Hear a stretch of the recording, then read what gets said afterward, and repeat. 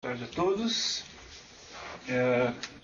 Conforme nós anunciamos, nós vamos ter agora uma apresentação técnica sobre as vulnerabilidades que a equipe do professor Diego Aranha encontrou quando houve aquela chamada pública do TSE para análise do software da urna eletrônica que nós estamos utilizando. O professor Diego Aranha, eu posso dizer que eu tive o prazer e a honra de participar da banca de defesa de mestrado e depois de doutorado. O doutorado foi no ano passado. Eu vou deixar todo o conteúdo técnico por conta do professor Aranha. Só gostaria de começar com uma analogia para dissipar algumas dúvidas que possam existir sobre exatamente qual que é o impacto do trabalho. É uma coisa muito simples, né? Quem é que nunca teve a experiência de parar no semáforo, notar que a porta do carro vizinho estava aberta, né? A gente avisou, sua porta está aberta. Isso não significa que fomos nós que abrimos a porta. Estamos relatando que a porta está aberta, né? O motorista do carro falou, você abriu a minha porta. Não, calma. Só estou indicando que a porta está aberta, né? Então, a história, não, ele quebrou a urna. Não, ele não quebrou. Ele apontou alguns pontos que tecnicamente ainda são pouco conhecidos. Nosso objetivo hoje vai ser exatamente ver que pontos técnicos foram esses e o que a gente pode fazer a respeito, incluindo, eu entendo, uma réplica a considerações recentes feitas pelo TSE. Então, passo a palavra ao professor Diego Aranha, da UNB. Obrigado, Paulo. Bem, boa tarde, obrigado pela presença de todos. Como o Paulo disse, eu vou relatar a nossa experiência participando dos testes públicos de segurança, que foram iniciativa do próprio TSE, é a segunda iniciativa dessa natureza. A primeira foi em 2009. Bem, eu sou professor na UNB, eu fui coordenador da equipe. A minha equipe tinha 3 outros componentes que trabalham no Centro de Informática da UNB, então eles trabalham com a parte da segurança de rede da universidade. O convite chegou até mim a partir de um colega de trabalho. Como eu era um professor recém-contratado na universidade nessa área de segurança, ele achou que fosse interessante a UNB mandar uma equipe, até porque é próximo do TSE, a gente não teria custo nenhum em participar. E, bem, eu vou apresentar um relato da nossa experiência e alguns desdobramentos que aconteceram depois dessa experiência. Em primeiro lugar, eu devo fazer uma espécie de disclaimer aqui, dizer que o nosso objetivo durante os testes, o objetivo de ministrar uma palestra dessa natureza, é apenas contribuir com o processo. Nosso objetivo não é diferente de contribuir. Algumas vezes, por causa do jargão que a gente utiliza na área, vou falar de ataque ao sigilo, ou de quebra de uma certa primitiva de segurança, mas isso não é do ponto de vista destrutivo, é porque esse é o jargão que a gente utiliza na área. Então, gostaria de deixar bem claro que o objetivo aqui não é causar nenhum dano à imagem, ou é apenas relatar o que de fato aconteceu e os desdobramentos. Ok? Bem, vocês podem fazer perguntas a qualquer momento, eu prefiro que as perguntas sejam feitas ao final, mas se vocês tiverem uma pergunta muito dependente de contexto, por favor, levantem a mão e façam a pergunta que a gente tira imediatamente. Então vamos lá. Bem, eu vou começar apresentando uma cronologia do que aconteceu. Então eu estou relatando coisas que aconteceram em março desse ano. Antes mesmo daquele primeiro item, o TSE lançou no seu site uma convocação de especialistas da indústria e da academia para participar de uma espécie de concurso, uma competição entre equipes para avaliar a segurança da urna eletrônica. Nós nos apresentamos com uma equipe, nossa inscrição foi aprovada, as inscrições tinham que ser aprovadas pelo TSE, e nos dias 6 a 8 de março começou a fase de preparação, que o TSE chamou de fase de preparação, que era um conjunto de 3 dias para, em primeiro lugar, nós assistirmos uma palestra de abertura que detalhava os componentes e as funções desses componentes no sistema eletrônico de votação. E a partir daí nós tínhamos acesso por 2 dias e meio, né, porque a primeira manhã foi completamente ocupada por essa palestra de abertura. Nós tivemos acesso ao código-fonte do software que roda na urna eletrônica, e também ao pessoal técnico do TSE para fazer perguntas. Então a gente podia protocolar perguntas nesses 3 dias para que fossem respondidas pelo pessoal técnico do TSE.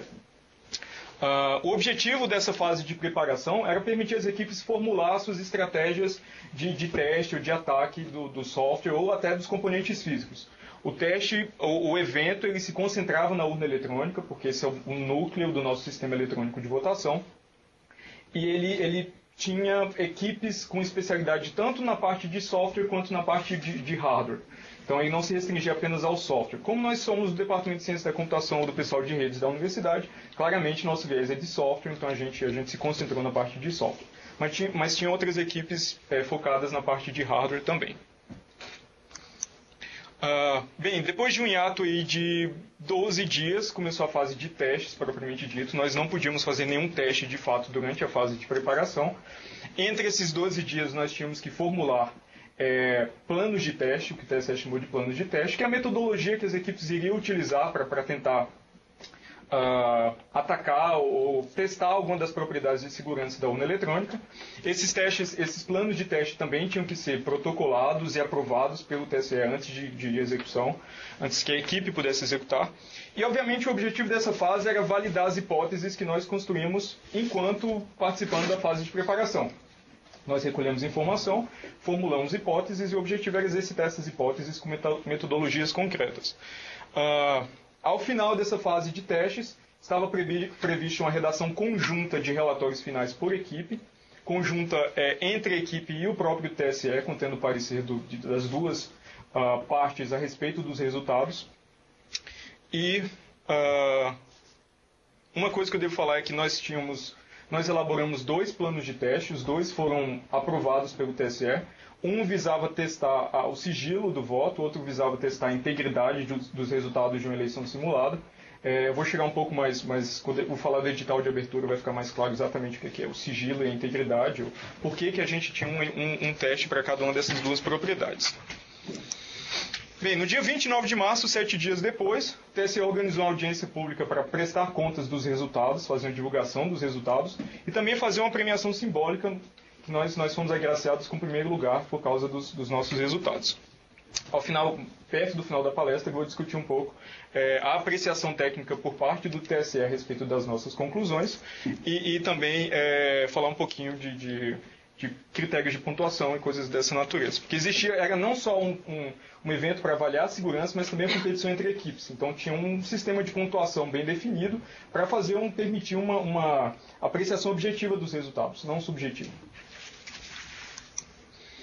No dia 10 de abril de 2012, com algum atraso, todos os documentos oficiais foram tornados públicos, então o TSE publicou não só os relatórios finais de todas as equipes, mas também a apreciação da comissão avaliadora do evento, que foi apontado pelo TSE, que atribuía essa pontuação e organizava as melhores participações no ranking, premiar os 3 primeiros lugares. Como eu disse, a premiação foi apenas simbólica.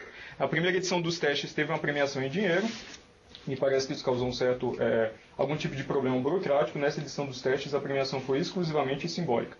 Que eu achei até melhor, porque ela mantém íntegra o objetivo, não vira uma corrida por uma premiação em dinheiro, vira uma corrida por contribuir, de fato, encontrar a melhor contribuição para aperfeiçoar a segurança do sistema atual. Bem, o próprio edital de abertura já definia que objetivos as equipes deveriam ter. Ele classificava o sucesso das equipes em 2 categorias. A primeira categoria era a categoria de causar uma falha na urna eletrônica. E ele definia falha como uma violação da especificação do sistema que fazia a urna eletrônica funcionar fora dos seus limites usuais de operação. É o popular fazer a urna pifar, ou apresentar uma tela de erro, ou impedir a execução correta do software de votação, por exemplo. Então é um ataque puramente destrutivo, que não tem nenhuma interferência na destinação ou anonimato dos votos. Por destinação, digo, um ataque que causa uma falha não tem sucesso em desviar o voto de um candidato para o outro ou revelar os votos de certos eleitores. É um ataque puramente destrutivo.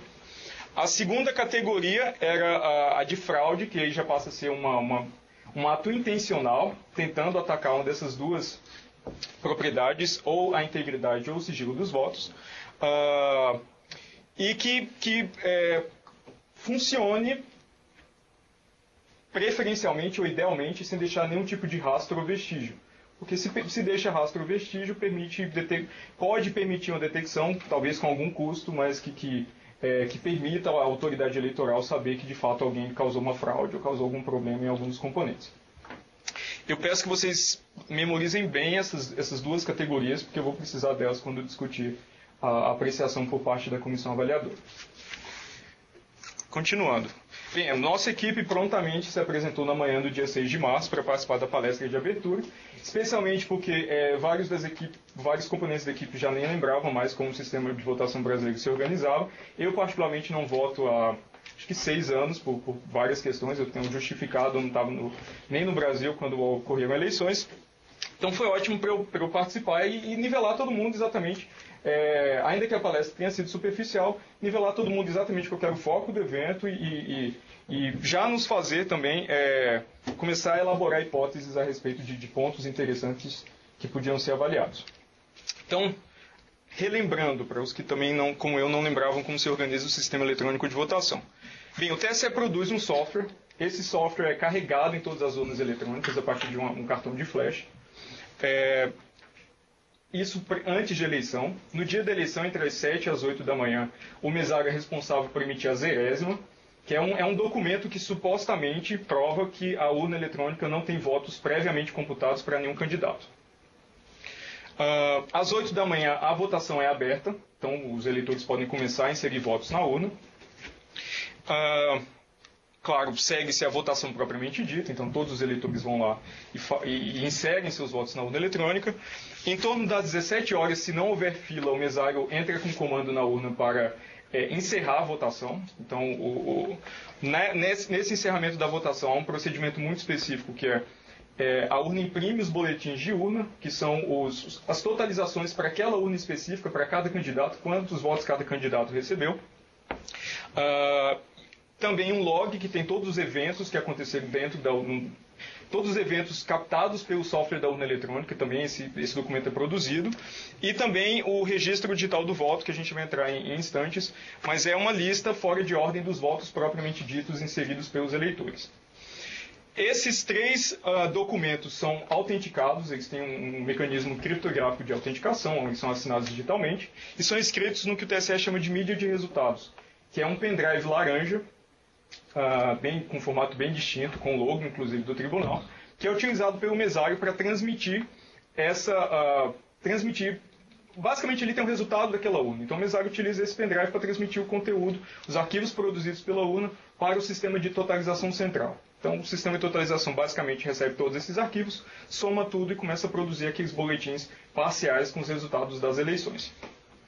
Essa transmissão, segundo o TSE, é feita por uma rede privada. Bem, acho que esse é basicamente uma descrição superficial do nosso sistema de votação.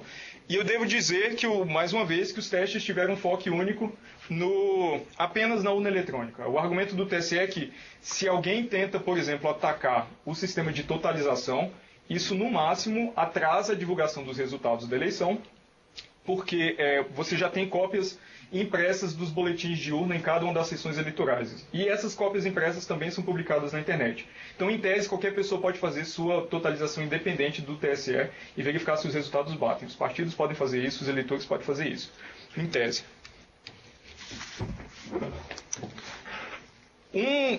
Uma descrição ou um componente específico na palestra de abertura nos chamou a atenção, foi exatamente esse registro digital do voto.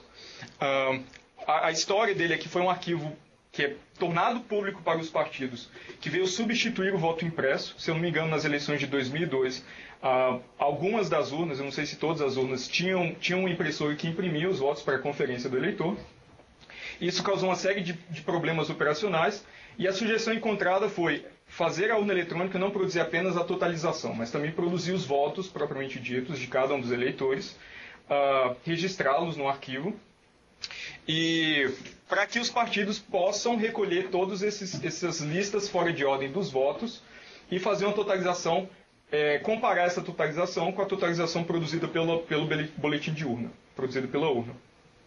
Na verdade, a minha crítica inicial a esse componente é que ele não tem valor prático nenhum, porque tanto o registro digital do voto quanto o boletim de urna saem exatamente do mesmo componente de software. Então, se você consegue corromper esse componente para alterar ou causar uma fraude na totalização, por exemplo, do boletim de urna, se você alcança esse poder, não é difícil imaginar que também é possível alcançar o poder de também corromper o registro digital do voto. Essas duas informações são redundantes e vêm do mesmo lugar. Então, na minha opinião, esse arquivo especificamente não tem valor prático nenhum. Bem, como eu disse, esse arquivo armazena os votos propriamente ditos fora de ordem. Então, à medida que os votos vão sendo armazenados, eles são armazenados numa ordem pseudo-aleatória. O objetivo disso é tentar capturar uma característica, na verdade, uma restrição legal das urnas de lona.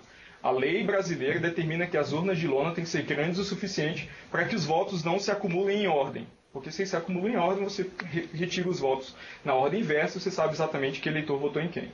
Então, eles implementaram, projetaram esse registro digital do voto para ele armazenar os votos fora de ordem.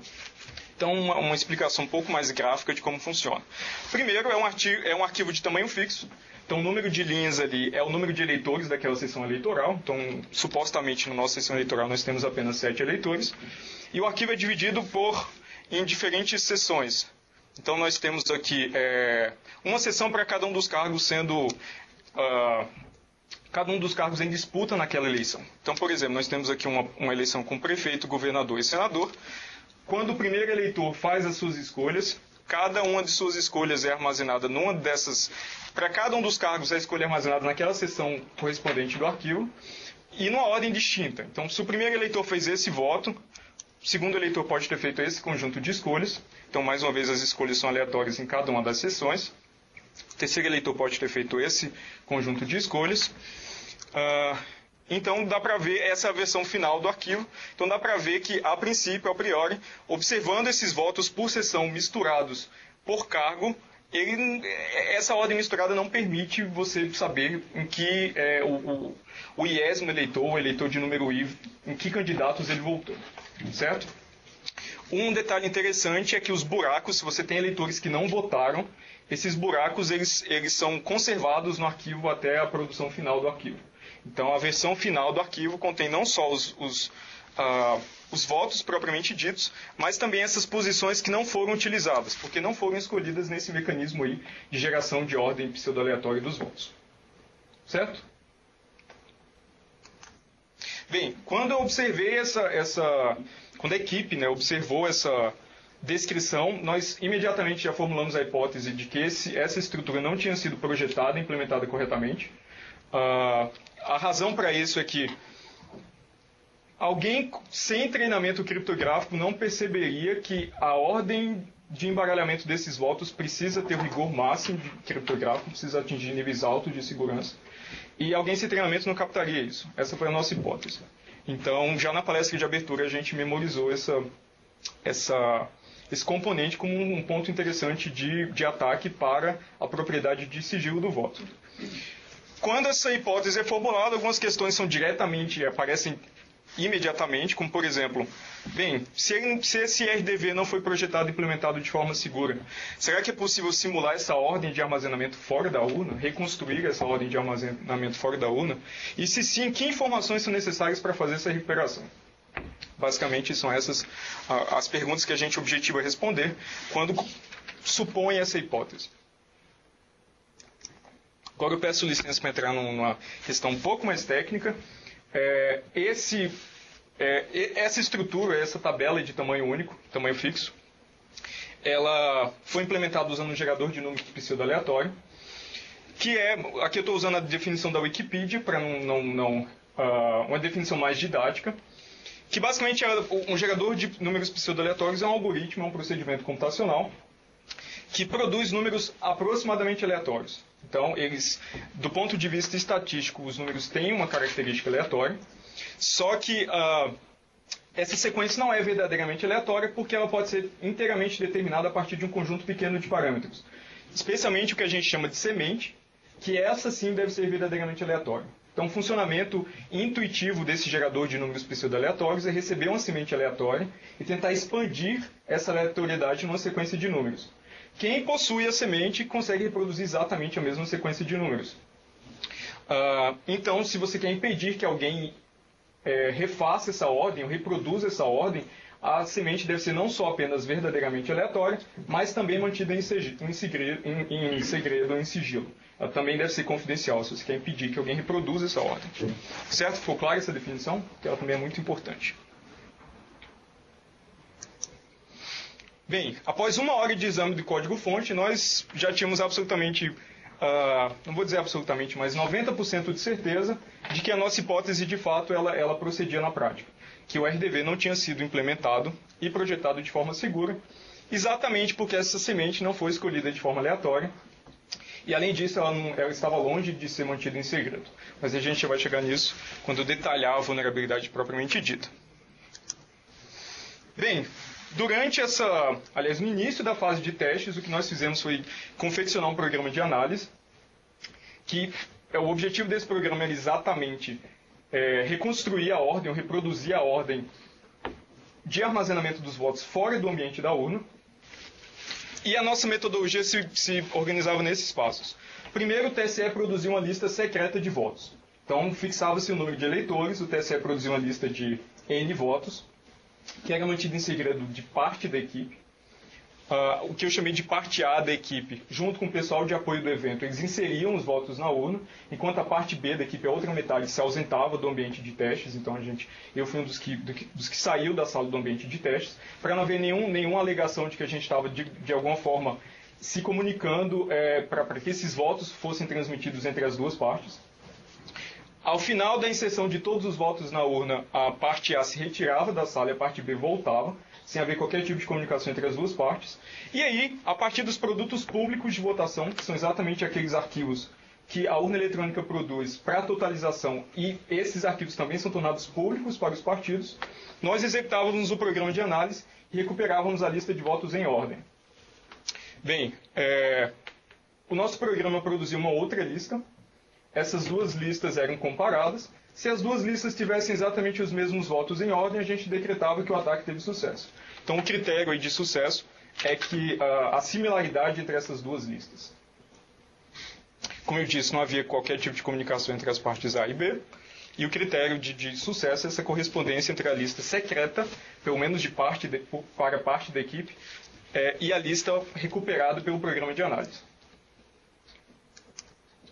Bem, no primeiro dia, nós exercitamos essa metodologia com eleições pequenas, com até 21 eleitores, e nós tivemos sucesso absoluto. Até 21 eleitores, nós conseguimos recuperar os votos em ordem, ainda discriminando se os votos eram em branco, nulos, se eles fossem nulos, qual foi a escolha específica de cada eleitor, se eram votos em legenda ou não, basicamente todos os dígitos inseridos pelos eleitores durante o seu processo de votação. Diego, você, por favor. Só essa parte, né? Você está falando de exame dos produtos públicos. Exato.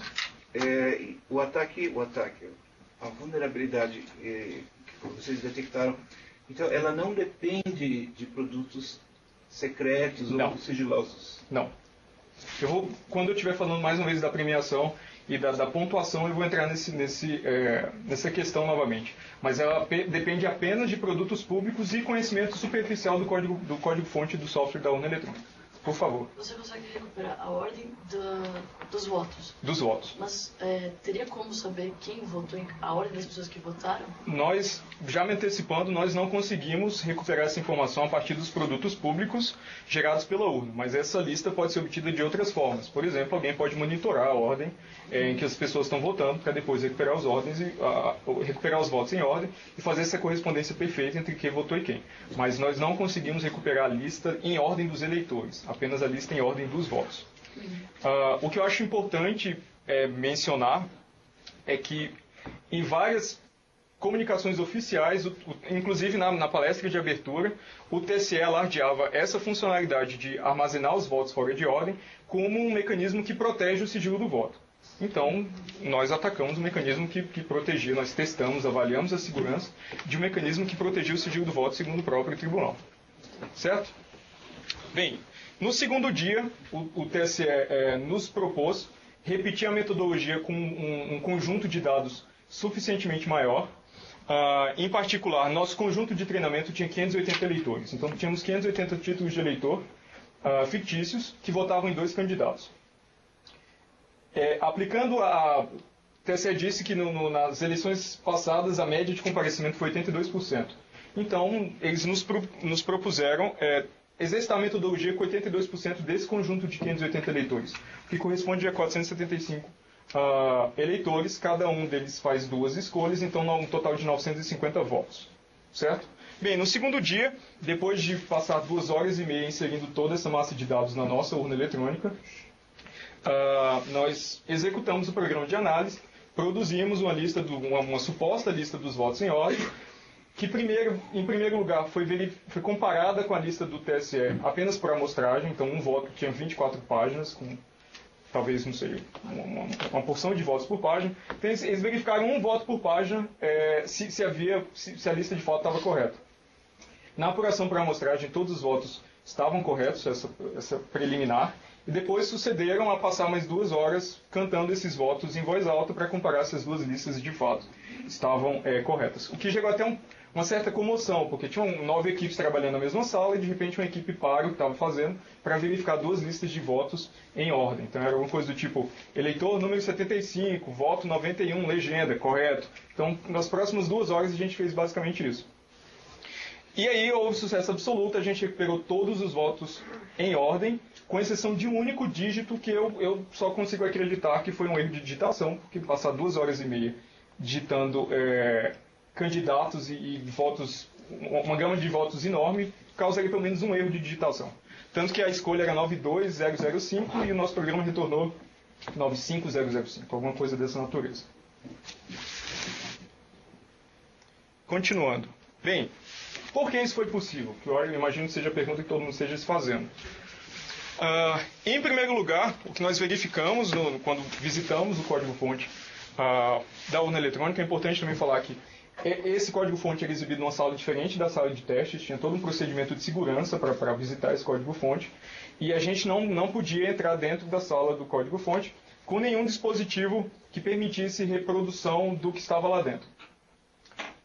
Talvez com exceção do cérebro, mas tirando o cérebro a gente não podia entrar com mais nada. Então não podia tomar notas, não podia entrar com nenhum dispositivo elétrico, eletrônico, nada. Apenas o que a gente tem biologicamente, digamos assim. Então, o que a gente verificou em primeiro lugar foi o gerador de números pseudo-aleatórios escolhido era extremamente fraco do ponto de vista estatístico. Ele tinha um período curto, tem uma série de características estatísticas que não o indicam para uma tarefa crítica como essa. Basicamente, era o gerador que está presente em todas as bibliotecas padrão da linguagem C, que na própria documentação já há um alerta para que esse gerador não seja utilizado para fins criptográficos. Bem, então, em primeiro lugar, a gente sabia que tinha um ataque estatístico, um ataque probabilístico, com uma certa probabilidade de acerto, atacando esse viés, essas propriedades indesejáveis do ponto de vista estatístico desse gerador.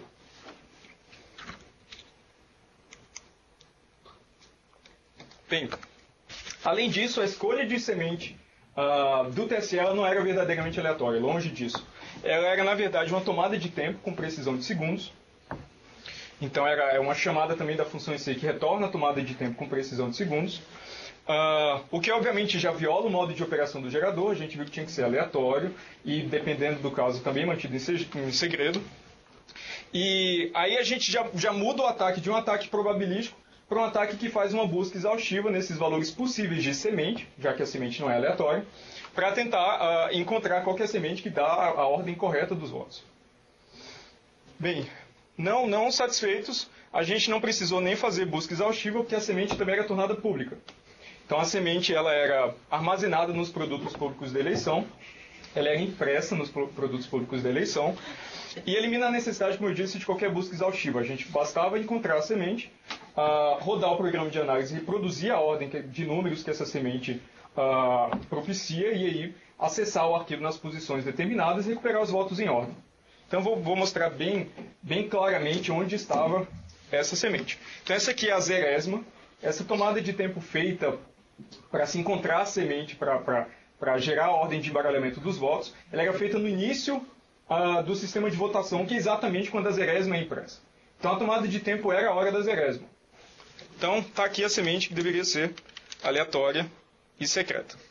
8h32, 8 segundos. Bem, com posse dessa informação, você consegue reproduzir trivialmente, deterministicamente, sem chance de erro, todos os votos em ordem. Essa aqui é uma zerésima de uma eleição para reitor, então não é de uma... mas usando a urna eletrônica brasileira. Então também sofre do mesmo problema. Bem, diga. Mas a semente, o TSE avisou vocês que era esse horário da zerésima? Não, a gente foi ao fonte, descobriu que era uma tomada de tempo e aí ficou a dúvida. Quando que essa tomada de tempo é feita? Estava claro, pela forma como a classe que mantinha o RDV foi implementada, estava claro que era no início do sistema de votação. Então a gente já sabia que era um valor dentro de um espaço muito curto. Por exemplo, o sistema de votação sobe entre as 7 e as 8 da manhã, porque é quando o mesário inicia o processo de votação. Então a gente já restringiu para 3.600 valores, que são os valores em segundos, entre as 7 e as 8 da manhã. 1 hora, né? Só que na primeira tentativa, quando a gente já tentou o valor da zerésima, meio assim, vamos primeiro tentar o valor da zerésima, porque o que é que custa, né? Então...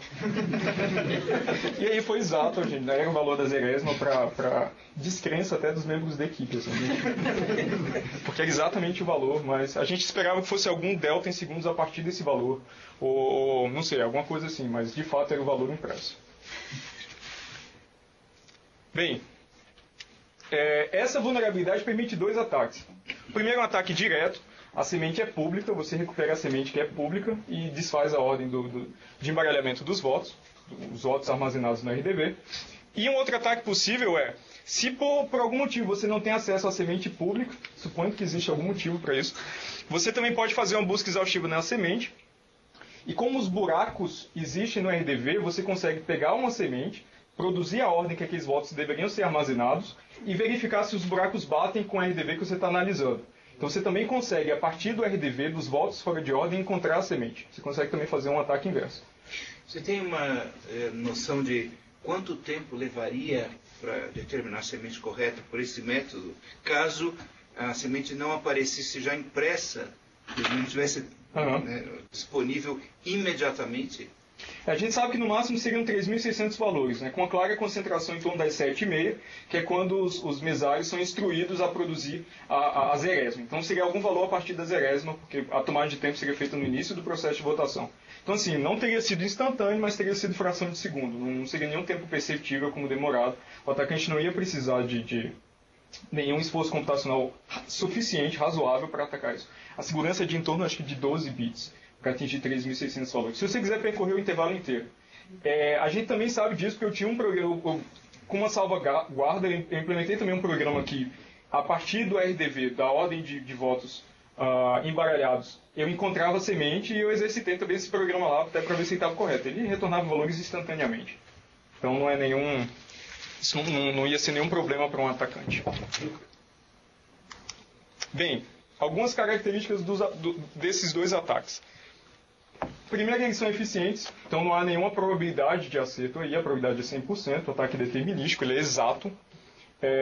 E como ele é exato, não exige nenhum tipo de treinamento com conjunto de eleições, não exige nenhum tipo de metodologia probabilística, ele pode ser executado muito rapidamente. No máximo, essa busca de 3.600 valores, que é feito muito rapidamente, se for necessário. Além disso, é um ataque elegante, porque a gente não precisou alterar nenhum componente, nem do software da urna, nem invadir o perímetro de segurança da urna eletrônica, a gente não precisou violar nenhum lacre. A gente só analisou produtos públicos de eleição, que já são tornados públicos até por lei. Todos esses produtos são tornados públicos para os partidos por lei. Então a gente só fez analisar o que os partidos recebem ao final da eleição. Como a gente não alterou também nenhum componente, esses ataques são essencialmente não rastreáveis.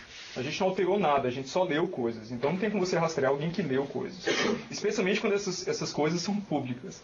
Então, não há nenhum tipo de possibilidade de rastreamento a partir para essa metodologia de avaliação. Bem, alguns resultados. Como eu mostrei, é possível recuperar os votos em ordem a partir da semente pública. Se necessário, é possível recuperar a semente a partir dos votos fora de ordem, que é também informação pública.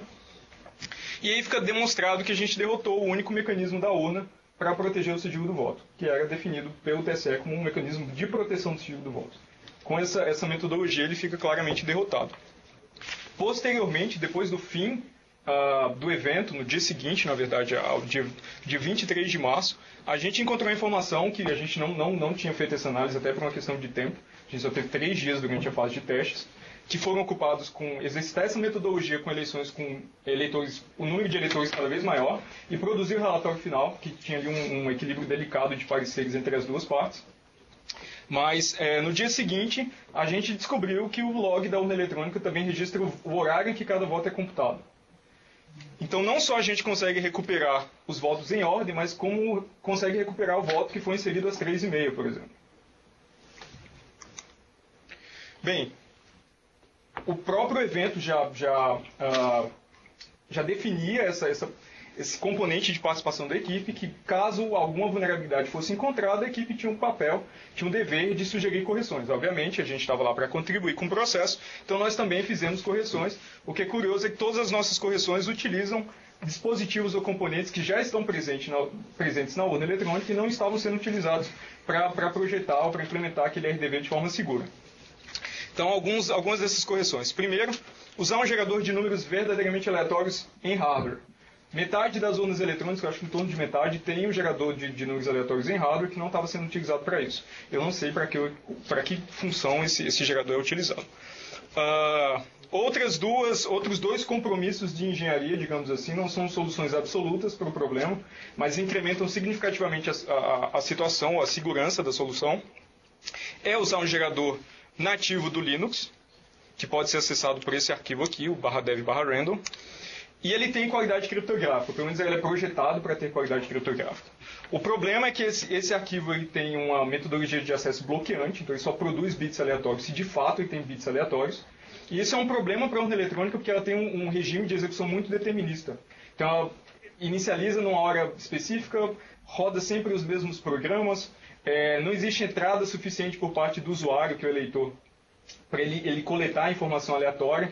Então pode ser que não seja viável na prática, porque esse gerador ele coleta eventos do sistema operacional, comprime esses eventos e tenta oferecer como entropia para dados aleatórios. Só que como os eventos são muito determinísticos, talvez isso não dê entropia suficiente para a utilização na prática. Então era necessário um teste um pouco mais profundo para saber se de fato esse gerador podia ser utilizado na prática.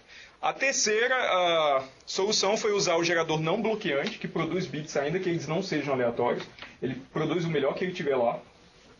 E por isso ele não alcança a qualidade criptográfica, mas nós acreditamos que ele ainda é claramente superior à situação anterior, pelo menos no seu ponto de vista estatístico. Ele tem um período maior, ele é projetado com técnicas mais recentes, digamos assim, do que um gerador que era... Inclusive, existe um alerta para nunca usar para fins criptográficos. Então essas foram as 3 correções, todas utilizando ou o sistema operacional Linux, que é utilizado nas urnas eletrônicas brasileiras, ou o gerador aleatório, verdadeiramente aleatório, que algumas das urnas possuem. Bem, agora consequências, né? Esse foi um teste efetuado com eleições simuladas, mas cabe descrever quais são as consequências para uma situação um pouco mais real, um cenário real. Então a gente pode supor um atacante que ele é capaz de comprar votos, ou exercer pressão política nos eleitores, monitorar o comportamento desses eleitores, pelo menos ali durante os dias de eleição. E aí, essa vulnerabilidade permite 3 modalidades do que a gente chamou voto de cabresto digital, que remete àquele voto de cabresto antigo, quando o coronel seguia o eleitor e verificava que escolha de fato ele fazia ao votar. Bem, a primeira delas é colocar todos os eleitores coagidos ou comprados no início da fila de votação, porque aí você nem precisa saber em que hora ou em que ordem eles votaram, eles estão todos lá no início. Se você comprou N votos, os primeiros N votos recuperados em ordem tem que ser a seu favor, senão um daqueles eleitores votou fora do combinado e alguma pressão pode ser exercida sobre ele. Uma outra modalidade é usar um eleitor para fazer um voto marcado, então ele vota 0 em tudo, por exemplo, para ali delimitar quando começam os eleitores comprados, então a partir desse voto marcado. Quando você recupera em ordem, você encontra esse voto marcado e verifica que todos aqueles N eleitores subsequentes devem votar em seu favor.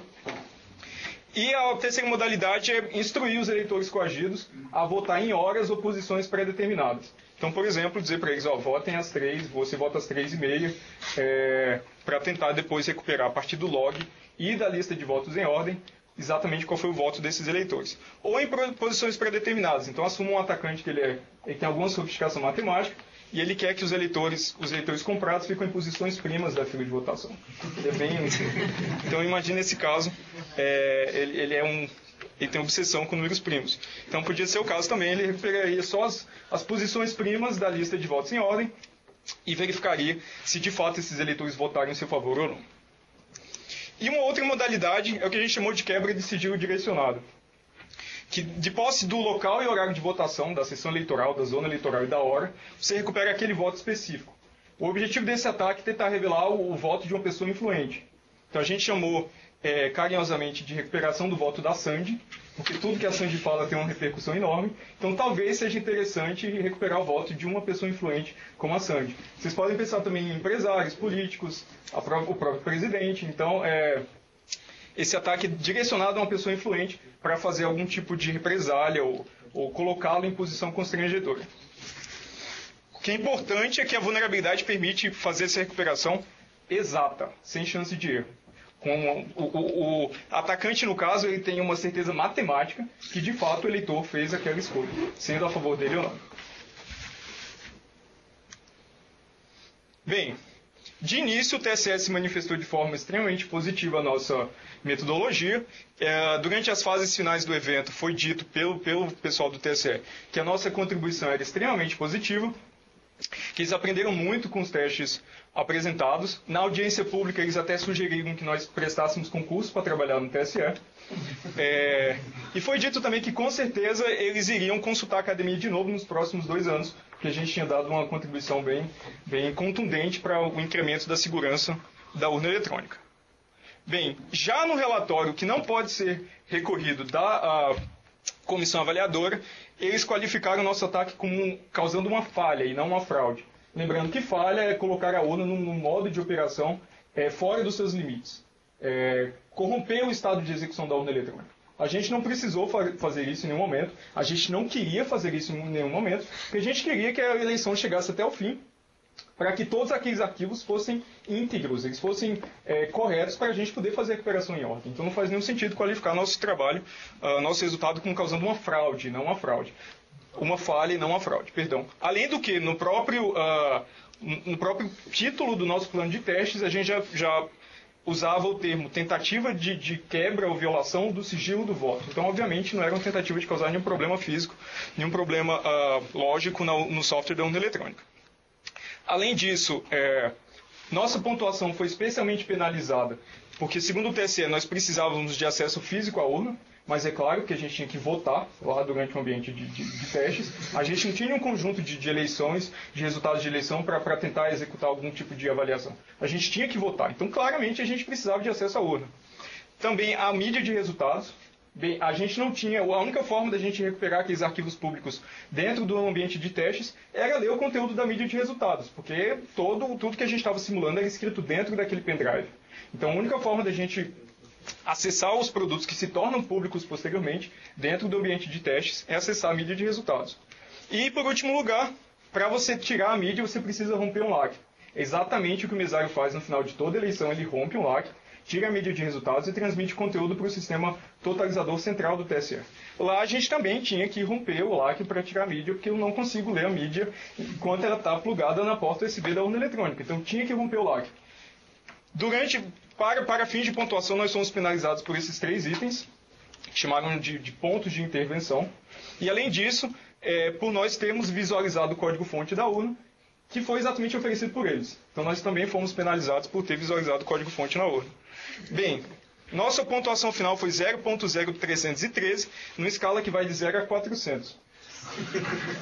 A minha tese mais recente é como 313 é um número primo e palíndromo. Eles acharam que a gente ia ficar satisfeito com essa nota, né, porque é um número bem escolhido. Mas, obviamente, esse não é o caso, porque o que essa nota concretiza ou resume é uma versão diferente do ataque que a gente apresentou, da metodologia que a gente apresentou. Então, eu acho que essa nota, especialmente, não é compatível com a própria apreciação inicial do TSE, apresentada aqui em cima. Mas vamos em frente. Diego, Diga. Só para tornar bem claro, esse relatório que é irrecorrível está equivocado. Na minha opinião, sim. Na minha opinião, sim. Ele, primeiro, coloca pontos de intervenção que não são necessários na prática, eram necessários lá por falta de escolha, e nos penaliza por causa disso. A parte que eu acho mais preocupante, para ser sincero, é qualificar o nosso ataque com uma falha ao invés de uma fraude, que é claramente uma tentativa simula uma tentativa de fraude, né, a nossa metodologia, e não é uma falha. Uma preocupação que eu tenho particularmente é que, como professor, eu não sei como eu posso reprovar algum aluno, porque eu fui sumariamente reprovado nesse teste aqui, eu tirei 0.0313 dos 400. Então, eu não sei como fazer agora com os meus alunos que têm baixo desempenho. Mas vamos em frente. Bem, aqui encerra a parte a respeito da vulnerabilidade. Aqui é a vulnerabilidade da semente não aleatória impressa na zerésima. E agora eu vou falar de outros problemas que nós encontramos durante o exame do código-fonte. Nós encontramos uma série de práticas não recomendáveis do ponto de vista de segurança. Uma delas é que a mídia de todas as urnas são cifradas exatamente com a mesma chave criptográfica. Isso implica que o vazamento dessa chave uma única vez abre simultaneamente todas as mídias para inspeção ou possível adulteração por parte do atacante. Eu não vou afirmar que a adulteração é possível, mas conhecer a chave permite decifrar, permite no mínimo inspeção ou que o atacante tente fazer a adulteração do software que está lá contido. Além disso, as chaves criptográficas eram declaradas no código-fonte. Isso quer dizer que toda a equipe de desenvolvimento conhece as chaves criptográficas. Essas chaves não são restritas a um setor específico da equipe de desenvolvimento. Essas chaves estavam disponíveis para exame por parte dos investigadores. Então, mesmo 24 pessoas que participaram dos testes podiam observar essas chaves criptográficas. Uma outra questão é que, se as chaves criptográficas estavam declaradas no código-fonte, elas estão presentes nos binários também. Então, binários, programas que rodam na urna eletrônica, claramente eles têm a chave criptográfica em algum ponto ali, que ela foi compilada junto com o código. Então, ela está ali. Em memória global, ela está lá. É uma constante. Além disso, além de utilizar a mesma chave criptográfica em todas as urnas, também era utilizado o mesmo vetor de inicialização em todas as urnas, no modo de operação CBC. A especificação desse modo de operação fala que a cada operação de cifração você deve usar um novo vetor de inicialização aleatório. Então, a cifra de bloco, o componente, a técnica criptográfica que cifra as mídias estava sendo claramente utilizada fora dos limites de operação, com a mesma chave para todas as urnas e o mesmo vetor de inicialização. Em alguns casos, a chave e o vetor de inicialização era a mesma string de bits. Além disso, a urna eletrônica, em sua inicialização, ela testa a integridade de vários componentes de software.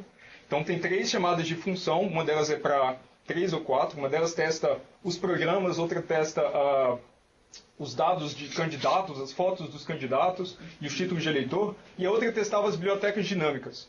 Na versão do código que nós vimos, a linha que orientava a urna, a etapa de inicialização para verificar a integridade das bibliotecas dinâmicas estava comentado, aquela linha estava desativada. Eu não sei diferenciar se esse comentário fazia parte do repositório oficial do código ou naquela versão específica que eu estava vendo no código, mas o fato é que ele estava comentado. É inclusive uma das informações que a gente ia tentar utilizar se a gente tivesse tido tempo para executar aquele plano de testes que visava violar a integridade de uma votação, tentar adulterar o código de uma biblioteca dinâmica, já que a integridade dela supostamente não estava sendo verificada. Além disso, a utilização de algoritmos obsoletos. Então, a função para essa verificação de integridade é utilizada a função de resumo SHA-1, que é desaconselhada desde 2005 pelo próprio proponente do padrão, governo americano. Ele já desaconselhou desde 2005, porque, do ponto de vista teórico, ela é uma primitiva que não oferece mais a segurança que se espera dela, exatamente nesse contexto, que é a resistência a colisões. Além disso, as primitivas criptográficas elas não eram todas implementadas numa pequena biblioteca que era de fácil auditoria, digamos assim, em que os programadores pudessem testar e verificar apenas aquele pequeno conjunto de software. Existiam implementações repetidas dessas primitivas em toda a base de código. Então, todo programa, todo pedaço do código que, por exemplo, fazia uma assinatura RSA, tinha lá a sua própria implementação do RSA, tinha lá a sua própria implementação do SHA-1. Ao invés de concentrar todas essas funções em um pequeno componente de software que é mais fácil de ser exercitado e ser testado, que é um problema de engenharia. Além disso, me parece que as máquinas que foram trazidas para exibir o código-fonte eram do pessoal de desenvolvimento. porque nós encontramos nas máquinas informações de usuário, senha e os servidores dentro da rede do TSE que armazenam o código-fonte oficial da urna. Então, em tese, se nós conseguíssemos acesso à rede interna do TSE, talvez fosse possível até fazer alterações, ou um atacante que obtém essas informações e tem acesso à rede do TSE, consegue até fazer alterações no código em nome de outra pessoa, porque tem todas as informações possíveis. E, em último lugar, a nossa, aí é mais uma vez relacionada à nossa vulnerabilidade, é que claramente a ausência completa de ferramentas de análise estática de código. Então, hoje em dia, uma das formas de você verificar que o seu código não possui vulnerabilidades claras é rodar uma ferramenta de análise estática que faz simplesmente um batimento de padrão. Tem um banco de dados de padrões não recomendáveis, de construções não recomendáveis de código, e verifica se seu software tem algum daquelas, seu código-fonte tem algum daqueles padrões. Eu rodei no meu programa de análise, que duplicava parte do software da urna eletrônica, a ferramenta mais primitiva e portanto, era também gratuita, de análise de código, que é chamada Flaw Finder, implementada por um pesquisador chamado David Wheeler. E o que a ferramenta me apresentou foi um alerta enorme, dizendo que aquela função não é suficientemente aleatória para funções relacionadas à segurança, como, por exemplo, criação de chaves ou de nonces. Use uma técnica mais segura para obter valores aleatórios. Então, se eles tivessem rodado a ferramenta mais primitiva de análise de código, eles saberiam que o gerador pseudo-aleatório escolhido não satisfazia requisitos mínimos de segurança. A partir da interação com o pessoal do TSE, da observação como eles se manifestavam, e até das sugestões que eles deram para corrigir o nosso problema, nós também tecemos algumas observações a partir do processo de desenvolvimento. Bem, há uma preocupação demasiada com ofuscação ao invés de segurança. Qual que é a diferença? Ofuscação é tornar um procedimento artificialmente complexo para que ele resista apenas às pessoas que não conhecem os detalhes desse procedimento. Essa técnica não resiste a quem conhece os detalhes da técnica. Então, é bem se vê esse princípio várias vezes. Um exemplo claro é a própria utilização de uma única chave criptográfica, porque ela não promove segurança. Todos os programadores têm acesso àquela chave criptográfica. Então, isso protege apenas com quem está do lado de fora do TSE, que não conhece a chave criptográfica. Quem está dentro, basta vazar a chave uma única vez e permitir a abertura simultânea de todas as mídias de todas as urnas. Os dois primeiros itens estão intimamente relacionados. A ênfase é muito maior em atacantes externos e não internos, quando, na minha opinião, um atacante interno nesse cenário pode causar um estrago muito maior do que um atacante externo. Em terceiro lugar, essa vulnerabilidade de utilizar uma tomada de tempo para uma implementação de um mecanismo de segurança, ela não é nova, é um erro recorrente em programadores novatos. Especialmente, ela já é conhecida há pelo menos 17 anos, quando dois calouros de doutorado da Universidade de Berkeley, eles encontraram essa mesma falha no Netscape 1.1, isso em 1995. Então, o TSE simplesmente reproduziu exatamente a mesma vulnerabilidade na base de código deles. E, em último lugar, até pela descrença que a gente observou quando a gente começou a recuperar os votos em ordem, que a gente observou no pessoal técnico, essa observação de que o software da urna é seguro, a urna é inviolável, a urna é 100% segura, isso cria uma falsa sensação de segurança em quem produz a urna. Então, eles começam a acreditar que, de fato, o que eles estão produzindo é inviolável, e isso baixa o senso crítico que eles deveriam ter sobre o trabalho que eles mesmos fazem. Então, a gente observou, a primeira reação quando a gente mostrou a recuperação dos votos em ordem, é que aquilo era impossível, esse arquivo era dificílimo de ser manipulado, e a gente só podia estar blefando. Bem, em seguida, agora, material dessa manhã, eu dei uma de hoje, amanhã de hoje, eu dei uma entrevista na semana passada para a coluna de segurança do G1, e eles foram atrás da posição do TSE, até porque faz sentido do ponto de vista jornalístico, e eles comentaram algumas das minhas observações a respeito desses outros problemas. Bem, eu peço desculpas porque a partir de agora vai ter bastante texto, porque eu queria pegar partes significativas das posições do TSE para não proceder à alegação de que eu escolhi frases apimentadas fora de contexto. Então são as posições idênticas, ou pelo menos uma quantidade suficiente de texto para fornecer o contexto inteiro. Bem, a respeito dessa cifração das mídias com a única chave. O TSE diz que, por critério de segurança, essa mídia é cifrada por uma única chave com o objetivo de evitar ataques criptoanalíticos baseados em estimadores estatísticos. Portanto, Qualquer outro procedimento, o Paulo pode depois falar horas sobre ataques criptoanalíticos baseados em estimadores estatísticos, mas... Se me permite, posso? Claro, à vontade. Aquela observação, estamos falando no almoço sobre a frase em destaque, né? Ataques criptoanalíticos baseados em estimadores estatísticos. A minha visão sobre isso é que, por um lado, o leitor leigo não vai entender. Para um leitor leigo, isso não faz o menor sentido. Para um leitor técnico que conhece o assunto, também não faz o menor sentido. Não tem cabimento falar uma coisa dessas. É um nonsense completo. Se arrancasse fora esse trecho, nós estaríamos eliminando conteúdo desta frase. Completamente fora. Completamente fora. Nem internos, nem externos.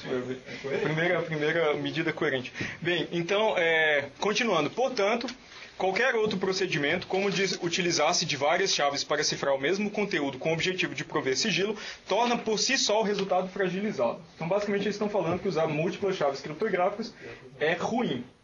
Em termos claros.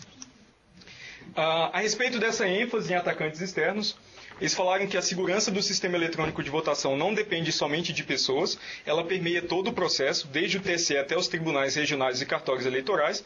Bem, tribunais regionais e cartórios eleitorais são pessoas, para mim. E se baseia na utilização em conjunto e em vários momentos de técnicas de criptografia, assinatura digital e segregação de funções. É inviável que agentes internos realizem fraudes sem um registro de rastros para auditoria.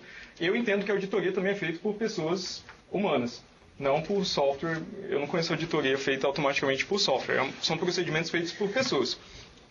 Então, a minha apreciação técnica a respeito dessas posições oficiais do TSE é a seguinte. Bem, de fato, existem alguns ataques quando você cifra o mesmo texto fixo com uma multidão enorme de chaves criptográficas, ou com chaves criptográficas que são intimamente relacionadas. Eu até fui atrás de saber qual era o estado da arte nesses ataques para saber se de fato a afirmação deles procedia em algum sentido hipotético.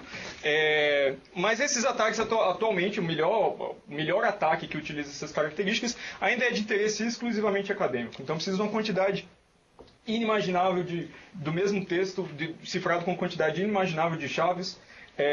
Precisa de um custo gigantesco de armazenamento. Então é um daqueles ataques que equilibram o custo computacional com o armazenamento. Então esses ataques são puramente de interesse acadêmico. Inclusive, depois de uma série de ataques publicados em relação no AES, utilizando esse tipo de modelo, houve até um fórum em uma das conferências para saber se esses ataques deviam ser considerados ou não. Porque nem está claro que de fato esses ataques fazem sentido do ponto de vista de uma aplicação real. É claro que o vazamento dessa chave única compartilhada tem um impacto muito mais devastador do que fazer um ataque estatístico com bilhões de textos claros, um texto claro cifrado com bilhões de chaves diferentes. É claro que simplesmente vazar uma chave tem um impacto muito mais devastador. Além disso, se eles alegaram que cifrar o mesmo texto claro com chaves distintas podia trazer algum problema estatístico. Mas o modo de operação que eles utilizaram para cifrar as mídias, ele recebe um vetor de inicialização, que deveria ser aleatório, e que randomiza o texto claro. Então, cada vez que você cifra, ele torna o texto claro diferente.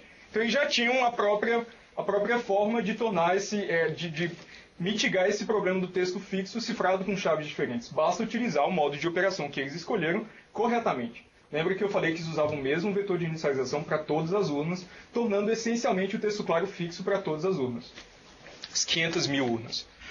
Então eu acho que esse argumento apenas reforça aquela ênfase em atacantes externos. Eles estão muito mais preocupados com ataque estatístico de alguém que coleciona cartões de memória por décadas e décadas a fio para recolher quantidade suficiente de material para fazer um ataque estatístico, ao invés de considerar um atacante interno que precisa vazar aquela string de bits uma única vez.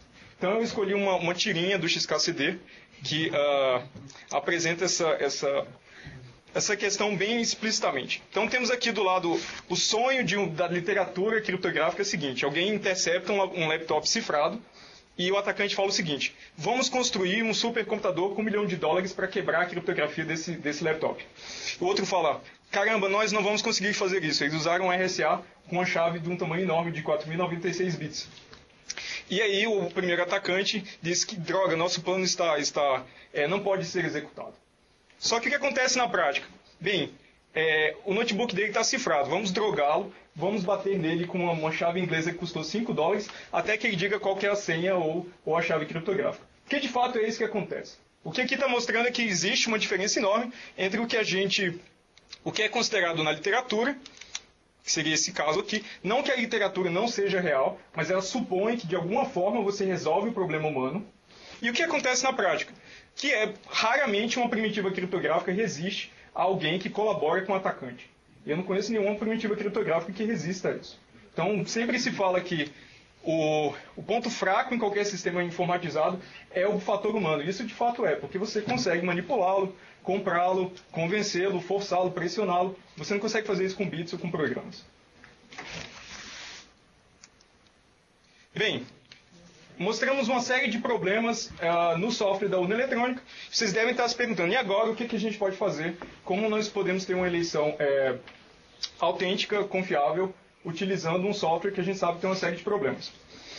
Bem, uma proposta simples de melhorar a confiabilidade das nossas eleições, ou particularmente de não tornar o resultado, a integridade do resultado de uma eleição, dependente unicamente da integridade do software que roda dentro da urna eletrônica, é adotar o que a gente chama de voto verificável pelo eleitor. Então, basicamente, quando o eleitor se dirige à urna, ele faz a sua escolha de candidatos, essa escolha de candidatos é impressa num painel que o eleitor pode observar, mas não pode retirar aquele papel para si, e essa impressão é automática, e esses papéis são todos recolhidos para uma urna convencional de lona, que tenha sido inspecionada anteriormente para ver se ela já não continha votos ou não. É claro que o eleitor não pode se apoderar do voto impresso dele, senão ele pode utilizar esse voto como um comprovante para um candidato que de fato ele votou em favor daquele candidato. Então o ideal é que esse caminho até a urna convencional, né, seja protegido para que o eleitor não tenha nenhuma forma de retirar o voto e utilizar como um comprovante. Posteriormente, ao final da eleição, você pode selecionar algumas urnas aleatoriamente e fazer a contagem em papel e verificar se aquela contagem de fato corresponde com o boletim de urna. Repare que agora a gente não tem mais a mesma situação. Ainda que esse voto impresso saia do software da urna, o eleitor verifica se de fato o conteúdo lá está íntegro antes de confirmar para esse voto ser depositado na urna de papel. Então o que você faz de fato é distribuir a verificação dos resultados da urna entre todos os eleitores. Se o eleitor votar e observar no papel que está diferente das escolhas dele, ele tem que notificar o mesário, fazer um escândalo, porque alguma coisa está acontecendo fora do previsto, certo? Posteriormente, esses resultados podem ser comparados com o resultado eletrônico. Isso não precisa ser feito para todos os votos, porque isso de fato tornaria o processo de apuração, totalização lento. Você pode fazer para apenas uma parcela dos votos. Claro que quanto mais você verificar, melhor a confiabilidade. E, particularmente, a integridade dos resultados depende muito menos da integridade do software, porque você tem uma forma alternativa de verificar se o software está se comportando corretamente. Você confia que os eleitores vão verificar os seus votos, você instrui os eleitores a verificar os seus votos e confia aí nessa verificação distribuída para, de fato, verificar que o software está funcionando corretamente. Certo? Essa é a proposta que era utilizada em 2002, voltaria a ser utilizada em 2014, mas o STF houve uma ação de inconstitucionalidade para barrar essa questão do voto impresso, que retornaria em 2014, e a razão para isso foi um parecer de que o voto impresso violaria o sigilo do voto. Mas fica claro que se isso for feito de forma correta, não viola o sigilo do voto, até porque o eleitor não consegue retirar o comprovante para provar para alguém em quem ele votou. E a solução atual, que é o RDV, também não protege o sigilo do voto. Ele não tem valor prático nenhum. O único valor do RDV, se não for implementado e projetado corretamente, é violar o sigilo do voto. Aquela ordem é muito delicada, ela tem que atingir rigor criptográfico, senão ele é um mecanismo para violar o sigilo do voto. Então eu particularmente acho que essa solução é muito melhor do que introduzir uma solução técnica que não tem valor prático nenhum. A respeito do voto impresso, disse o TSE. Então, segundo o professor Walter Carnielli, que é um filósofo e matemático da Unicamp, As urnas do tipo das utilizadas atualmente nas eleições brasileiras, tipo DRE, ou Direct Recording Electronic, que é a urna que basicamente armazena os votos dentro dela e produz, ao final da eleição, uma lista dos totais, sem qualquer forma de comprovação para o eleitor, de que de fato o voto dele foi totalizado corretamente. Bem, a alegação é que essas urnas seriam passíveis de perfeita privacidade, embora com menor verificabilidade. Então cabe um parênteses. Essas urnas, realmente, elas têm perfeita privacidade, porque nenhum eleitor sabe se de fato o voto dele foi computado corretamente. Então as urnas têm privacidade até contra o próprio eleitor, que é o agente interessado no sistema de votação. Carnieri afirma que é matematicamente impossível atingir privacidade e verificabilidade absoluta, e que, portanto, não há sentido na crítica de que pesa a mão apenas na verificabilidade. Ou seja, como não é possível atingir absolutamente os dois quesitos, você não pode privilegiar a verificabilidade em detrimento do sigilo do voto. Esse é o argumento do professor. Bem, depois de um trecho que foi omitido por mim, porque não era relevante, o que eles falaram foi: querer enfatizar um dado comercial ou o fato de se ter descoberto num teste público uma fraqueza técnica que pode ser consertada e a partir daí defender medidas sem a devida cautela é ameaçar a democracia. Então o que basicamente eles estão falando é, bem, esse trecho que eu cortei, ele criticava uma nomenclatura que tem sido utilizada no Brasil, que organiza as urnas em gerações, sendo que a urna de primeira geração é essa que não fornece nenhuma verificação. A segunda geração é que fornece uma verificação, um comprovante em papel, que o eleitor não pode usar para comprovar a sua escolha. E a terceira geração seria a urna que produz um acoplamento entre o voto digital e o voto em papel, que acelera a votação e também permite a verificação. É puramente uma escala cronológica, do ponto de vista de grau de verificação que a urna permite para o eleitor, se o seu voto foi ou não computado corretamente. Bem, o TSE entende que essa escala, ela é basicamente ela tem um apelo comercial, porque supostamente tem pessoas interessadas em vender essas urnas para o Brasil, urnas que têm essa verificação independente. Então eles dizem que isso é apenas um dado comercial, um apelo comercial, e que essa fraqueza técnica pode ser consertada. Então, como essa fraqueza pode ser consertada, defender o voto impresso seria uma ameaça à democracia. Eu juro que não tomei isso de forma pessoal. Nossa apreciação técnica a respeito. Primeiro, esse argumento sofre da falácia da solução perfeita. Então, se a solução não atinge perfeitamente as métricas consideradas, ela não é uma solução útil. Ela desconsidera qualquer solução que seja perfeita. Isso supondo que, de fato, existe essa prova matemática, que é impossível se atingir as duas características, as duas propriedades, absolutamente. Eu não tive tempo ainda de verificar se, de fato, essa demonstração procede.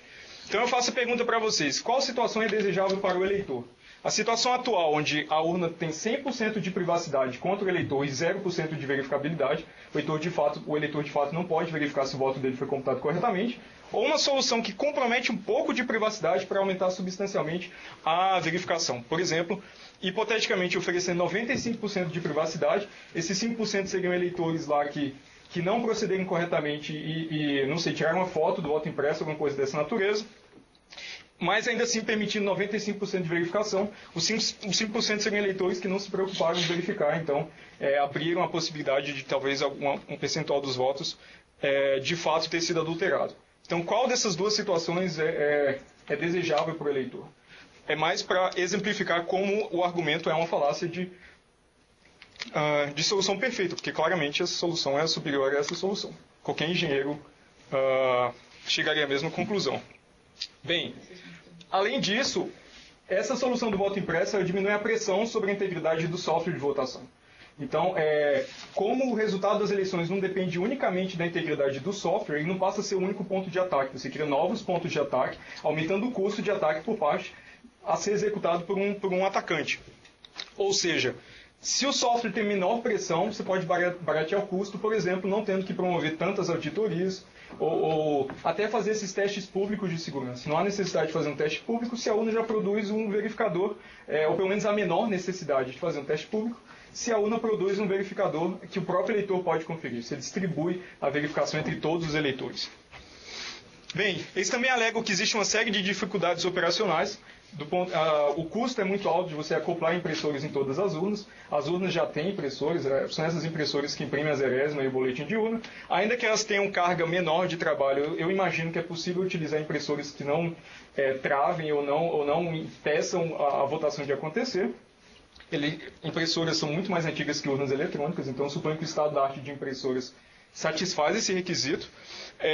Eles também alegam que a lei não versa sobre como essas urnas serão determinadas por amostragem. Não leva em conta de que essas urnas têm que ser escolhidas aleatoriamente. A minha observação é que essa é uma prerrogativa do próprio tribunal de como executar esse tipo de mecanismo. Então eu não entendo isso como uma dificuldade operacional, se é uma prerrogativa deles. Além disso, o voto impresso não é um apelo comercial, é uma tendência mundial. Os únicos países do mundo que utilizam urnas eletrônicas sem verificação independente dos resultados são o Brasil e a Índia. Todos os outros países que começaram a utilizaram urnas com essas características rapidamente migraram para modelos que produzem esse comprovante alternativo para apuração posterior. Entre eles, Bélgica, outros países na América Latina, Argentina, vários outros países utilizam essa tecnologia. Eu não vejo nenhum motivo para a gente não conseguir produzir uma tecnologia similar no Brasil, inclusive simplesmente atualmente acoplando o impressor e imprimindo os votos para contagem posterior, que seria uma alteração minimamente invasiva na urna atual. Em alguns países do mundo, o nosso modelo de urna é declarado ilegal ou inconstitucional, casos da Alemanha e da Holanda, porque a nossa urna não fornece ao eleitor nenhuma garantia de que de fato o voto dele foi computado corretamente. E aí eu me pergunto também, devemos utilizar uma urna que depende unicamente da confiança em um componente de software que já foi demonstrado vulnerável? Bem, eu termino. Uma coisa importante é que em várias das posições do TSE também, na apreciação do nosso ataque, eles disseram, não, mas o ataque não é possível no mundo real, porque ele depende do conhecimento do código-fonte. Bem, há quase 130 anos, a área de segurança da informação já considera que a segurança de um mecanismo não pode depender unicamente do sigilo dos detalhes daquele mecanismo. Então você tem que supor que o atacante, o fraudador, ele conhece todos os detalhes do sistema, e essa é a única forma de você, de fato, projetar um mecanismo de segurança. A segurança deve se resumir à chave criptográfica. Como utilizar essa chave criptográfica deve ser uma informação pública até para escrutínio por parte dos outros para busca de vulnerabilidades ou não. É assim que a área de segurança se orienta. Então, em 1883, um criptoanalista francês chamado Kerckhoff, ele elaborou uma lista de princípios, e um deles era exatamente de que mecanismos de segurança precisam resistir aos ataques de um inimigo que os conhece nos seus mínimos detalhes. Isso para transmitir mensagens cifradas em telégrafo. Então, naquela época, ele já tinha observado que detalhes a respeito de um mecanismo de segurança, eles vazam. Chaves criptográficas, como elas são curtas, elas podem ser mantidas em segredo mais facilmente. Então, de certa forma, ao dizer que o ataque não é prático, porque exige conhecimento detalhado do sistema de votação ou do código-fonte, contradiz quase 130 anos de prática na área de segurança da informação. Além disso, esse mesmo princípio também foi reformulado por Shannon, Claude Shannon, que foi um dos grandes criptólogos da história. Como era um período pós-guerra, ele formulou esse princípio como o inimigo conhece o sistema. Mais uma vez, só enaltecendo essa característica que você não pode depender apenas do sigilo do mecanismo para oferecer segurança. Essa não é uma fonte de confiança. A razão para isso é porque no caso do TSE, além da equipe de desenvolvimento ser grande, ela muda ao longo do tempo, pode ter uma empresa terceirizada ou quarteirizada que trabalha no componente específico do software, então você não é factível manter aquele software em sigilo, especialmente porque os partidos já têm acesso ao software. 6 meses antes da eleição, os partidos podem examinar o código-fonte da urna eletrônica para encontrar e sugerir correções para problemas que eles encontrem. Então esse código-fonte já não é secreto, ele é público. Então não faz sentido nenhum falar que o ataque não é factível, porque o código-fonte é secreto, porque nem secreto ele é. E, em último lugar, uma frase célebre do John von Neumann, um dos pais da computação moderna, que ele disse em 1951, que qualquer um que considere métodos aritméticos para produzir dígitos aleatórios está claramente cometendo um pecado, que foi exatamente o que aconteceu na geração de números pseudo-aleatórios com a semente impressa. Então, acho que é isso. Eu devo agradecer aos professores do meu departamento que me permitiram sacrificar as atividades acadêmicas para participar dessa iniciativa. Também aos coordenadores do Centro de Informática que cederam os funcionários para que eu pudesse montar uma equipe que, de fato, desse uma contribuição útil no evento do TSE. Também aos funcionários do Centro de Tecnologia da Informação Renato Archer, eles atuaram e já tinham feito auditoria no código-fonte da urna. E com o conhecimento acumulado deles, eles puderam atuar como pessoal de apoio nesse evento. Então tenho que agradecê-los, eles foram bem prestativos. E eu tenho também que agradecer a essa iniciativa de transparência por parte do TSE. Sem essa iniciativa de promover a transparência, ainda que com uma restrição de tempo limitada e uma série de restrições operacionais, nada disso poderia ter, esses problemas não poderiam ter sido encontrados se não houvesse essa iniciativa. Então, acho que a iniciativa é louvável. Então, tenho também que agradecer o convite pelo professor Paulo. É um imenso prazer estar aqui depois de não tanto tempo assim. E, bem, eu espero que vocês tenham gostado da palestra, que vocês tenham acompanhado direitinho, e agora eu posso responder perguntas.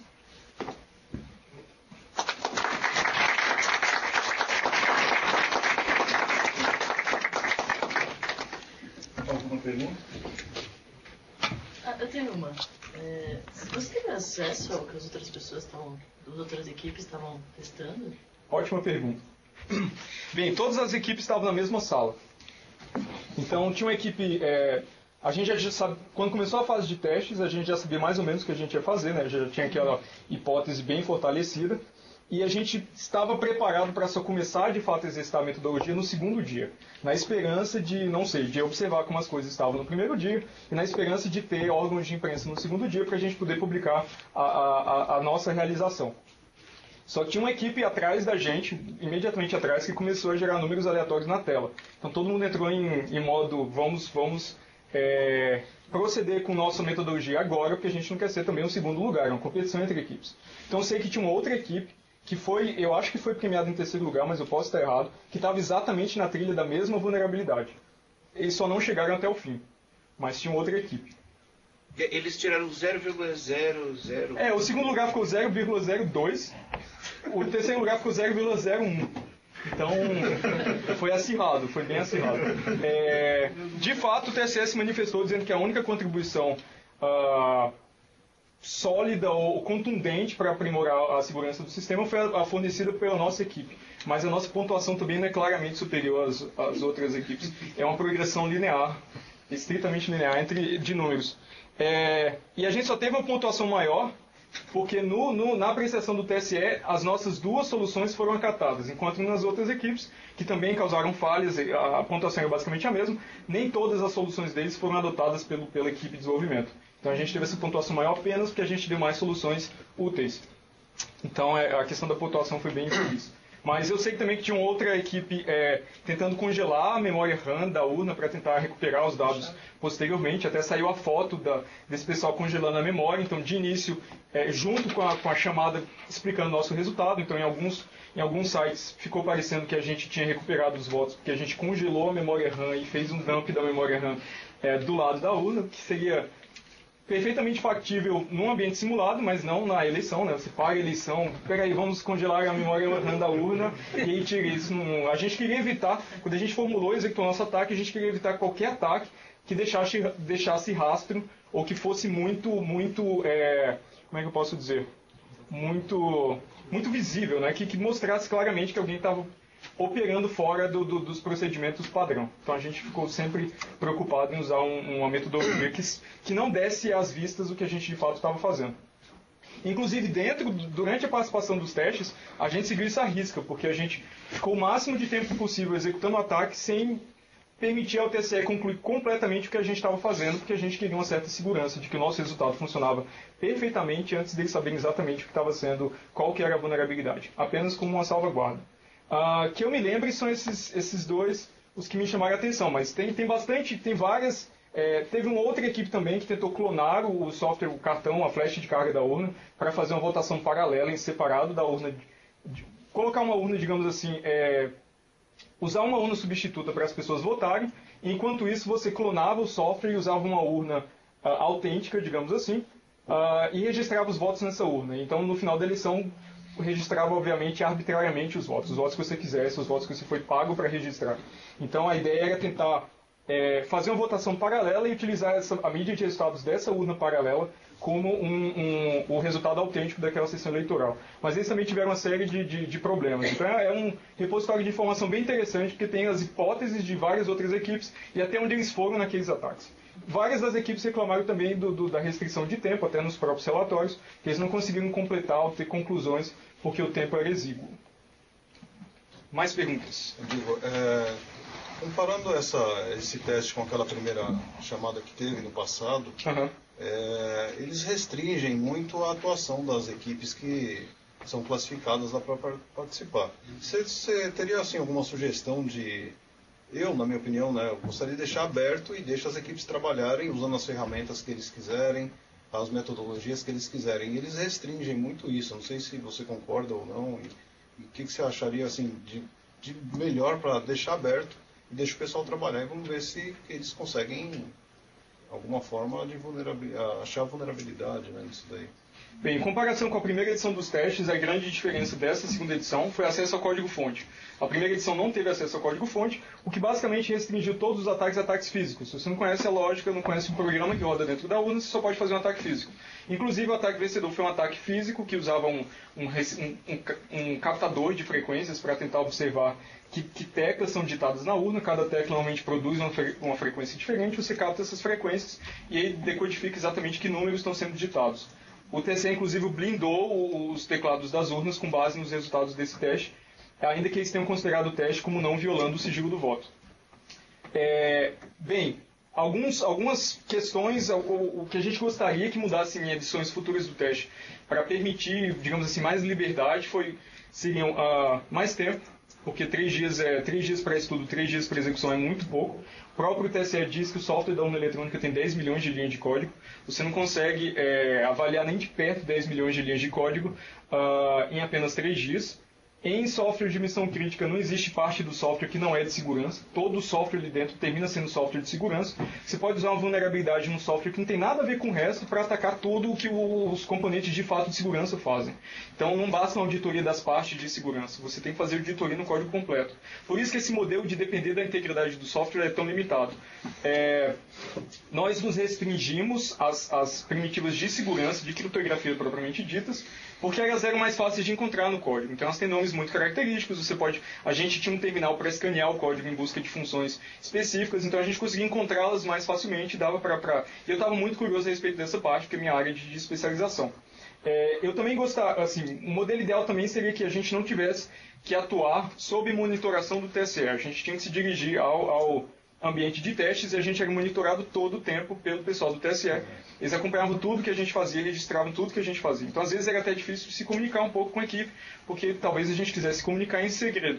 Então, era uma questão desconfortável, eu diria. Então, o ideal mesmo seria permitir que as universidades, talvez no ano que não seja de eleição, um ano menos crítico, que as universidades levassem as urnas eletrônicas para os seus laboratórios, para ir, de fato, junto com a cópia do software, para ir, de fato, poder fazer uma contribuição mais contundente. Ou, no caso extremo, desse software estar disponível para toda a população poder fazer escrutínio. Afinal de contas, o software é produzido com dinheiro público, então não vejo por que os contribuintes não podem aferir a qualidade do que está sendo financiado diretamente por eles. Então, esse seria o modelo ideal, que todo mundo pudesse reproduzir em cada uma das suas casas o ambiente da urna e verificar que o software de fato funciona corretamente, e ainda ter esse comprovante alternativo para permitir uma verificação independente dos resultados no dia da eleição, porque também esse comprovante é desejável ainda que o software esteja disponível para todo mundo. Porque é muito difícil garantir que o que as pessoas viram em casa é exatamente o que está rodando na urna. Ter garantia matemática disso é muito difícil. Então não tem como você eliminar esse comprovante paralelo. Mais perguntas? Por favor. Você estava falando sobre os RDBs. Se eu chegar na minha casa agora, eu consigo baixar os RDBs específicos de uma sessão eleitoral, por exemplo? Ou tem alguma burocracia maior para acessar esses arquivos? Bem, o que eu sei é que houve um certo tempo que os RDBs estavam disponibilizados no site do TSE. Eu não sei se eles ainda estão. O que eu sei é que partidos que requisitaram os RDBs possuem esses RDBs, mas eu não tenho acesso nenhum a eles, então eu não sei exatamente como obtê-los. Então, supondo que, por exemplo, faça parte de um partido político, certo, posso requisitar esses RDBs. Tá? Certo. Aí, supondo que eu trabalho, por exemplo, um governador, sei lá, porque vou tentar fazer algum ataque desses daí. Certo. Aquele voto de Cabresto, por exemplo. O governador vai lá e contrata algumas pessoas que moram em certas localidades lá. Essas pessoas vão atrás dos eleitores que votam na mesma sessão que ela. Uhum. Aí ficam lá na fila esperando para votar e essa pessoa contratada, ela sabe quem são as próximas pessoas que estão na fila. Então, por exemplo, se essa pessoa ela vota lá no governador e, por exemplo, para facilitar a filtragem, vamos supor, deputado estadual e federal, ele vota num candidato que sabe que vai ser muito pouco votado, só vai ter um voto lá naquela... Voto nulo, por exemplo. Isso, naquela sessão. Aí, eu depois, sabendo o valor da zerésima, ou então como é um valor... restrito, né? Você pode procurar. Isso, uma faixa relativamente pequena, né? Já que vai iniciar próximo das 8 horas, ou por aí. Então, eu conseguiria descobrir qual a pergunta é se você consegue reproduzir o ataque isso. A partir de informação pública. Então, eu encontro o meu voto lá e como eu sei quem são as próximas pessoas da fila, eu consigo também descobrir cada um específico, se cada pessoa específica realmente votou naquele governador e ainda dizer quem votou e quem não votou. Não só, alguém desse grupo não votou. Eu consigo dizer quem foi a pessoa específica. Isso... Mas você se refere a eleições feitas com esse software ou eleições passadas que foram feitas com o software da urna eletrônica? Então, eleições passadas, que utiliza esse gerador de números aleatórios do C, que você falou, e utiliza o valor o horário da zerésima como semente. Então, isso é possível e é relativamente fácil de ser executado. Você concorda? Ótima pergunta. Bem, o que nos foi dito até na palestra de abertura que esse era o software que seria utilizado nas próximas eleições. Então, se eles de fato não corrigirem essa vulnerabilidade até as próximas eleições, esse ataque se torna factível. Em relação a eleições passadas, é difícil dizer se esse ataque é factível ou não, porque eu não sei se o código não tinha nenhum registro de quando essa vulnerabilidade entrou no código. Então eu não sei se na eleição passada, por exemplo, era um código diferente, era um código melhor, era um código pior, se é que existe código pior do que esse.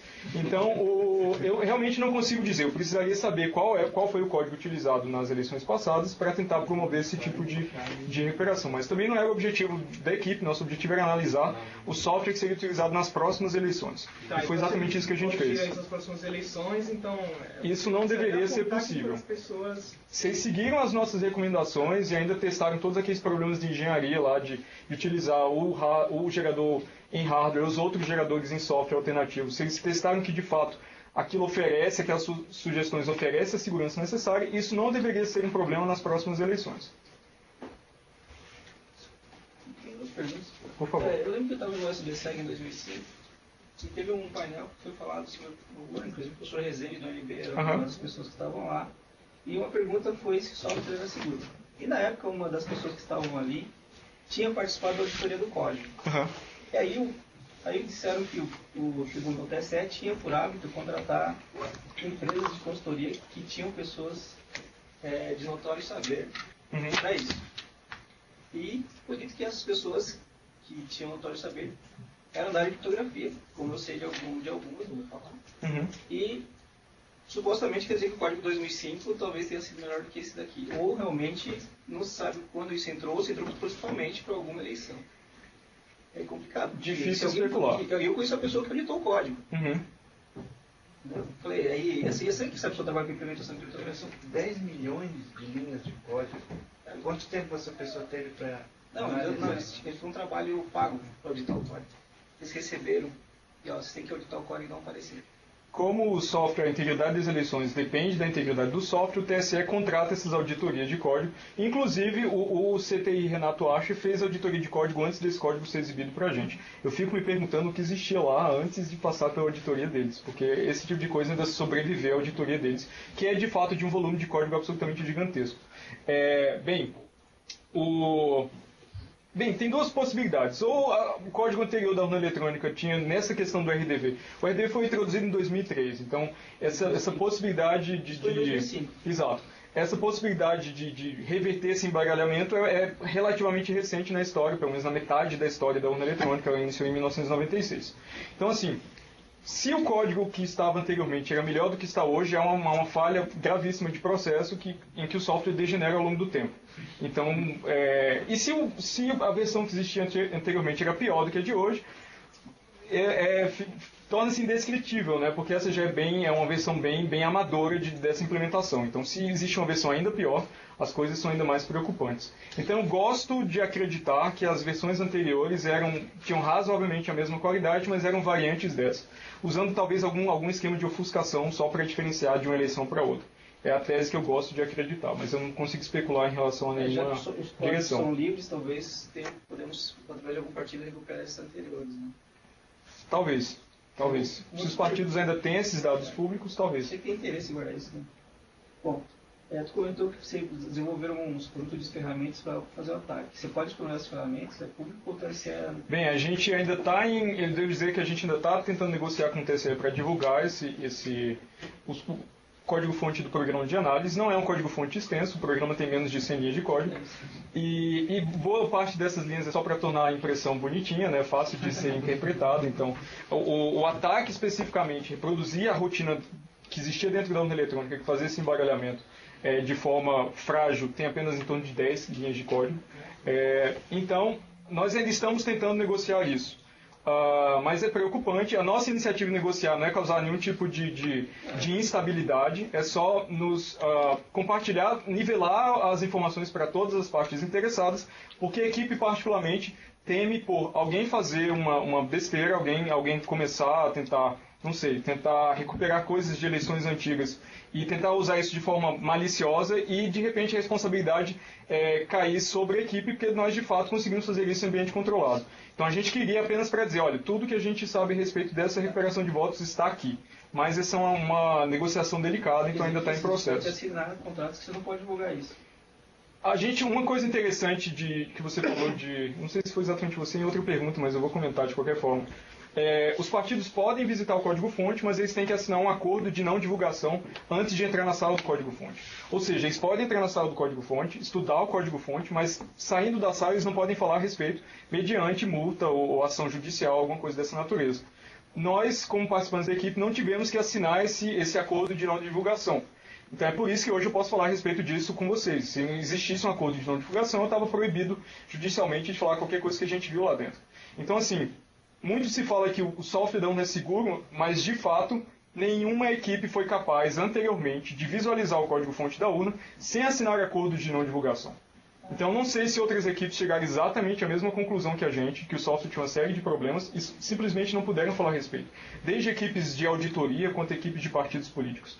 O fato é que nós fomos a primeira equipe que pudemos observar e falar a respeito do código sem qualquer tipo de restrição legal. Então, é por isso que eu posso falar de detalhes. E até pela organização do evento, toda essa informação se tornou pública posteriormente. Então, é por isso que eu posso fornecer detalhes técnicos do que a gente fez. Ainda que o código-fonte seja uma questão mais delicada. Mais perguntas? Se alguém invadir teu computador e roubar esse código e publicar na internet. Bem, a única... Um programa de 10 linhas. Ninguém vai querer. Essa é uma pergunta bem interessante. Com base nessas informações, A gente já sabe como não é uma coisa assim do outro mundo, a gente imaginar como que ficaria. Pode usar mais linhas, Mas ainda assim a gente gostaria de divulgar para não ter nenhum tipo não ter nenhum tipo de culpa caso alguma coisa não esperada aconteça. A única versão que a gente tinha do código-fonte a gente levava para dentro do TSE cifrado, porque o TSE fazia uma cópia de tudo que entrava no ambiente de testes. A gente levava um live CD de Linux com o código-fonte cifrado lá dentro. A gente extraía o código-fonte, compilava e apagava o código-fonte imediatamente, porque a gente tinha medo que esse código-fonte de alguma forma vazasse lá de dentro.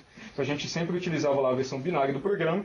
E acho que desde 5 dias atrás o TSE permite às equipes voltar lá e recuperar essa mídia. Então nossa mídia ficou lá com o código-fonte e a gente vai voltar lá para pegar a única cópia do código-fonte que existe, que está junto com o TSE, ainda que esteja cifrado e o TSE tem a chave de decifração.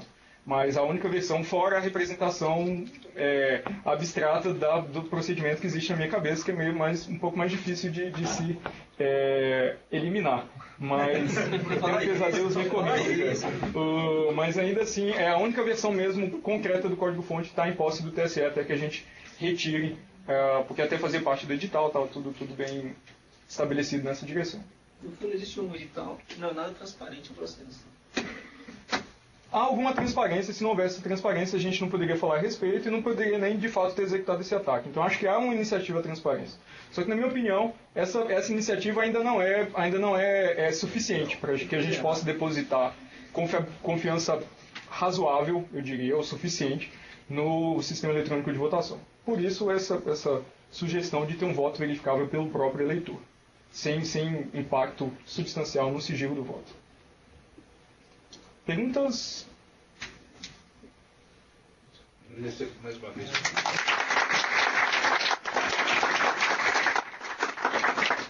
Bom, então, mais uma vez eu queria agradecer ao professor Diego Aranha por ter se prontificado a dar essa palestra em nome da Escola Politécnica, em nome do PCS, que eu estou aqui representando, e como já falamos antes, né, as nossas portas estão abertas aí para outras oportunidades. E eu agradeço muito o convite novamente, agradeço a oportunidade, porque eu acho importante até educar. Claro que aqui o público é mais especialista, mas é sempre importante educar a respeito da visão que a área tem, a visão de segurança, como os especialistas acham que a eleição deveria ser organizada. E obrigado a todos pela participação. Muito obrigado. Boa tarde.